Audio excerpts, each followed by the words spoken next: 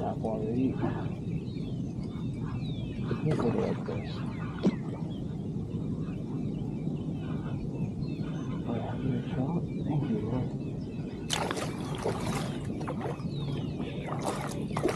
Oh, he got off. Oh, I'll never know. What do you think it was? The way it was biting, I would say it's probably a trout.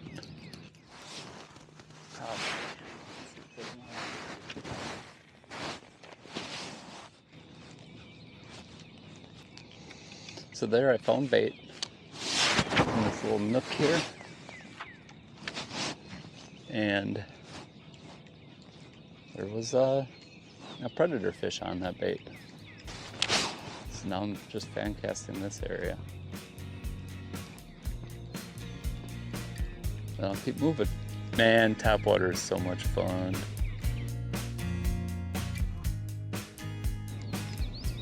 Alright, so I'm going to try to do a little lesson every day. Today's lesson is going to be walking the dog. Most people know how to do it. If it helps someone, that's cool. So what I'll do, I'll bring the camera up here.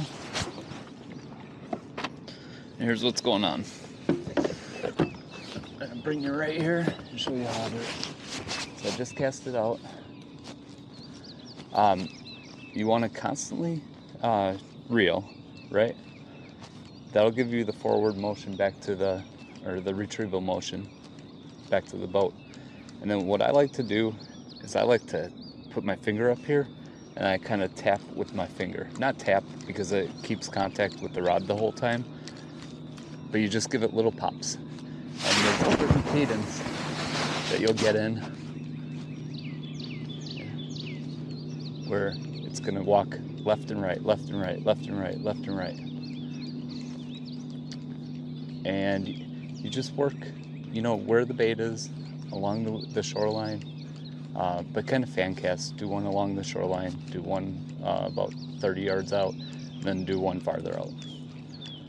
And it's really, you're just looking for that reaction bite. They see that as an injured bait fish. So I like to keep my rod tip down pretty close to the water. Sometimes I'll actually hit the water, and that's not a bad thing, especially for trout. I feel like a little extra noise is okay. You can see my hand motion. And you just want to get the retrieval speed right so it walks right. Because that's the only really thing you can, besides the amount of twitching that you can adjust. Now, when you get a hit with topwater, you want to let them eat. So basically, you saw in that last hit, it hit and I really didn't pull. I wanted to basically the fish to carry it and tighten it up on its own. And that's the best way I've found. That's the best way I've found to hook them, actually. Now, if you see a follow or a short strike, which just means a strike that doesn't hit or doesn't connect and hook, what I like to do is give it a little pause. And you can pause really anytime. Like I could stop right now, give it a few seconds. I've had fish I was fiddling with something or messing with something in the boat here, and came up and hit the top water just sitting there. So you don't have to be moving it all the time. A pause every once in a while is good. It does really help if you can stand. So you can walk the dog sitting down, but you'll want to keep your rod tip down as far as possible. So it's a little trickier.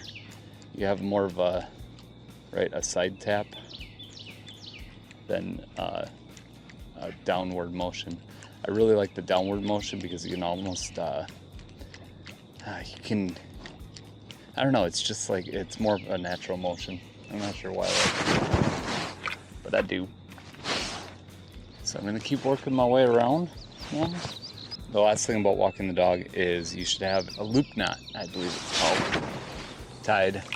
This allows more range of motion. It just gives it better action, right? I'll do an intro in just a little bit.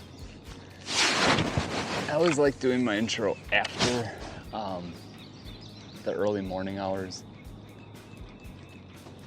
because this is really the most productive fishing of the day. It's also the best time for topwater. You can work topwater in cloudy conditions, but morning seems to be the ticket. Morning or evening, right? Low light conditions. It's walking funny right now.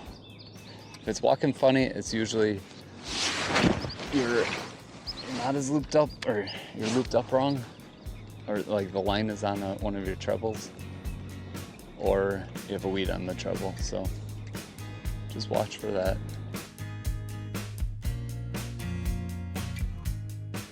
So what's happening down there? They're coming this way, whatever it is. So here I saw birds working down in this little bay, and all of a sudden I saw these ripples coming towards me, right? You can see them coming here. So I threw out ahead of them, quite a bit ahead of them. I didn't want to spook them. And I just sat there and waited. I tightened up my line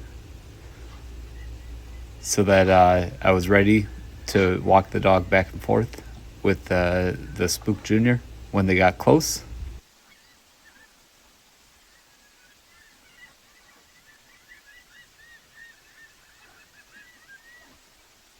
And as soon as they got to it, one hit, and he just missed it. It was like a short strike, and then a second one hammered it.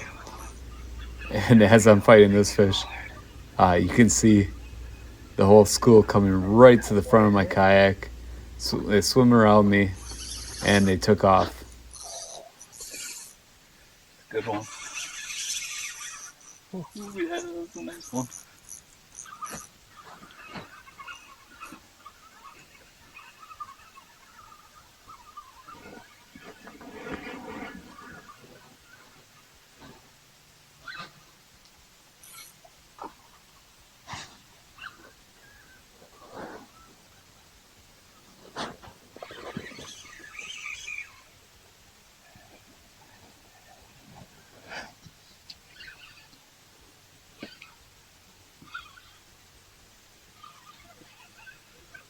Probably need that on this one.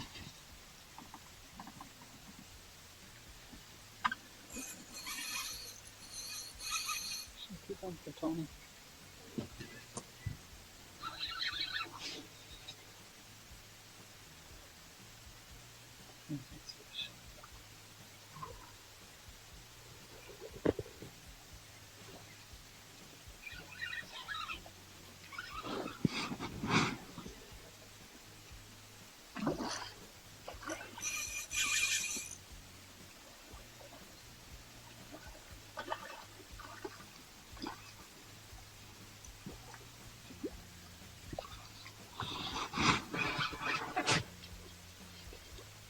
I can get him more now.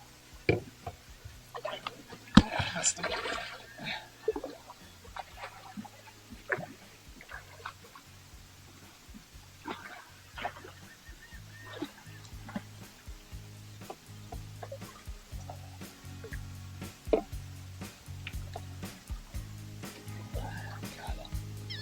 Got him.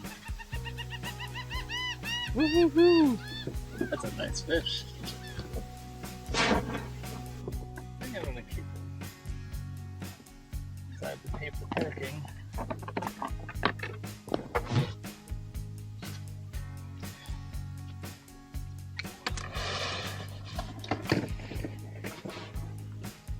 It's perfect though. It's like 25, I'd say. Great fighter too in this shallow water. 24. So I realized when I was out there, I didn't show you the fish.